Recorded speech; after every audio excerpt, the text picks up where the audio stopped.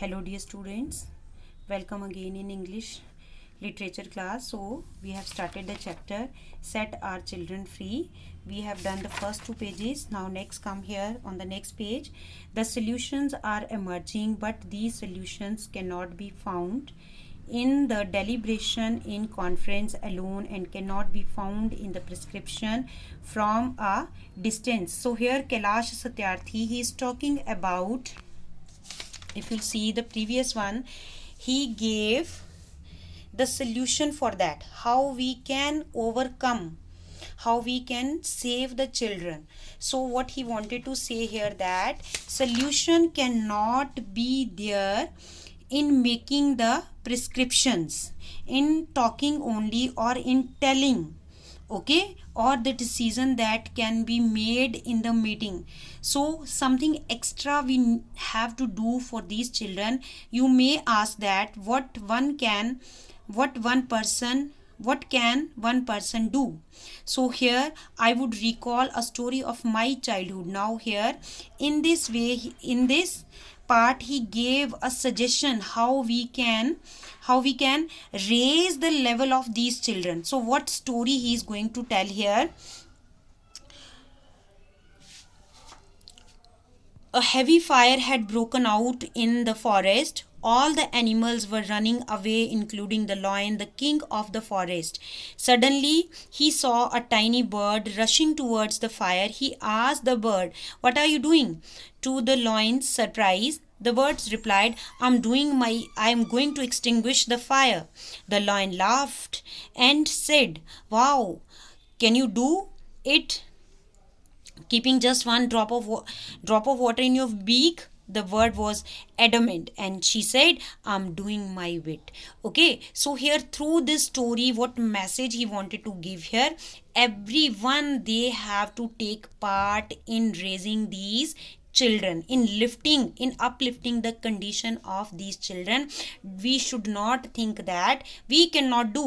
Everyone can do anything to raise the standard of these children here. Friends, we live in an age of rapid globalization, where the world rapidly, very fast, it is making progress. So we are connected through high speed internet, where we exchange our goods and services in one single global market. Thousands of flights every day connect us from one corner to another corner of the globe, but there is one serious disconnect, and that is lack of compassion here. So here he is talking about the fast growth of the world, how the world, it is growing day by day. We have the internets, we have the flights to reach from one corner to the other, but there is a lack of serious disconnect. There is a serious disconnect, and what is that? We lack compassion. We don't have the feeling of sympathy, we don't have the feeling of love for others. Next is there, let us inculcate and transform these individuals' compassion into global compassion.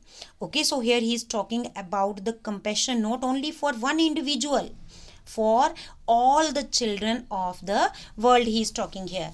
Next he says, let us globalize compassion. Now he requests everyone to globalize compassion. Okay, so globalize here means the feeling of something spread throughout the world. So what compassion, what feeling he wanted to spread throughout the world? The feeling of the compassion here. Mahatma Gandhi said, if we were to teach real peace in this world, we shall have to begin with the children. I humbly add, let us unite the world through the compassion for our children. So here Kailash Satyarthi has given the wording of Mahatma Gandhi, that if anybody want to teach the real peace in this world, so where we can begin? We can begin with our lovely children here.